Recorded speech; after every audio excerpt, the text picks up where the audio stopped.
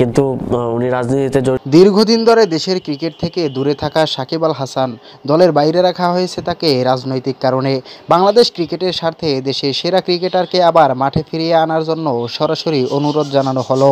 দেশের ক্রিকেটের ভরাডুবির জন্য আবারও সাকিব আল হাসানকে দলে ফেরানোর জন্য সাকিব আল হাসানকে ফোন করে অনুরোধ জানিয়েছেন ক্রীড়া উপদেষ্টা আসিফ মাহমুদ। ঠিক এমনই একটি গুঞ্জন ভেসে বেড়াচ্ছে সামাজিক যোগাযোগ মাধ্যমে। দলের শক্তি, দেশের আশা এবং কোটি ক্রিকেট প্রেমীর স্বপ্ন সবই সাকিব আল হাসানের সাথে জড়িয়ে।